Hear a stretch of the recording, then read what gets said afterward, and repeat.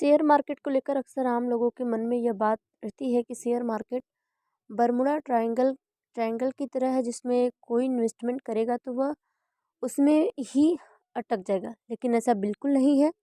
Share बाजार के बारे में आपको सही नॉलेज आपको इसका बादशाह बना सकता है। शेयर मार्केट क्या है, इस वीडियो में आप जानेंगे। इसके पीछे की तमाम जानकारी, और सिर्फ यही नहीं, आप इसमें अपना करियर भी बना सकते हैं। आइए जानते हैं इसके बारे में विस्तार से।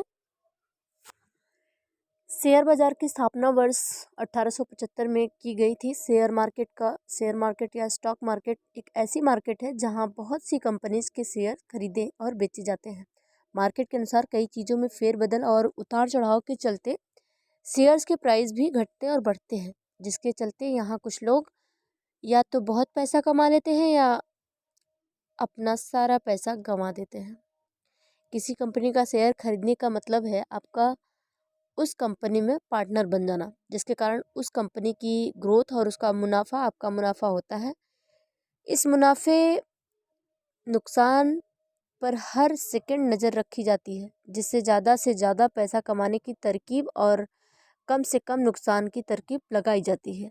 शेयर मार्केट में आप जितना भी पैसा लगाएंगे या कहिए कि जितना भी शेयर खरीदेंगे, उसी के हिसाब से कुछ प्रतिशत के मालिक उस कंपनी के हो जाते हैं। हर कंपनी की अपनी एक मार्केट वैल्यू होती है, जिसके अनुसार ही उनके शेयर की कीमत भी निर्धारित होती है। हालांकि यह हर समय बदलती है, जिसकी वजह से ही किसी का फ़ायदा हुआ या नुकसान कैलकुलेट किया जाता है।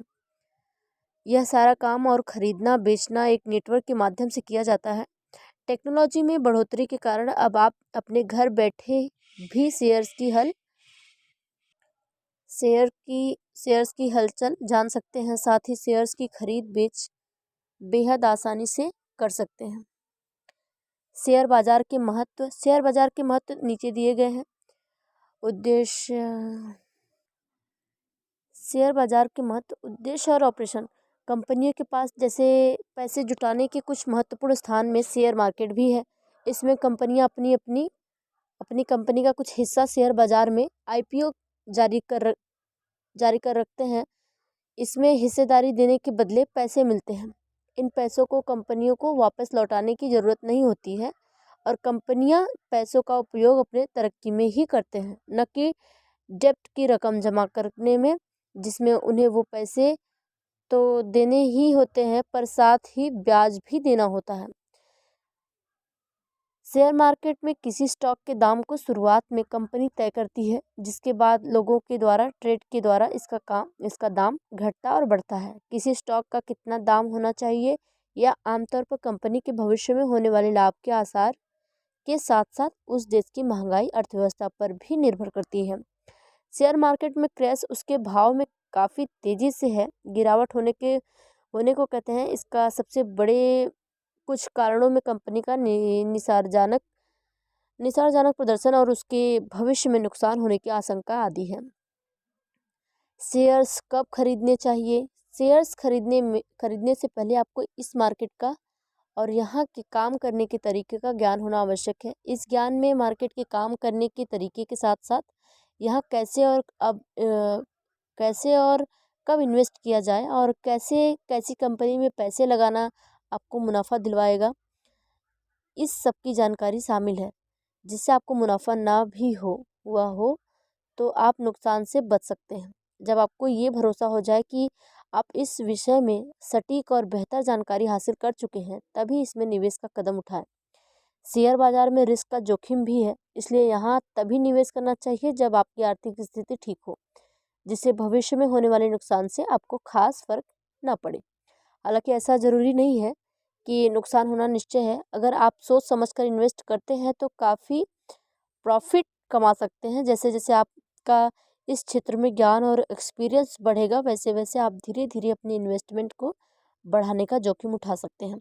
फील्ड का ज्ञान होने के साथ महत्वपूर्ण बातों की अगर बात की जाए तो ये स्कीम होना भी अनिवार्य है कि आप कंपनी एनालिसिस बेहतर तरीके से कर पाएँ, जिससे कंपनी फ्रॉड है या नहीं ये जानने के साथ साथ आपको उसके प्रॉफिट लॉस की खबर रहे। कंपनी का ग्रोथ ग्राफ देखकर ही आप उस पर भरोसा कर पाएंगे और उसमें अपनी पूंजी लगाने का रिस्क उठा पाएंगे, ताकि बेहद ज़रूरी है।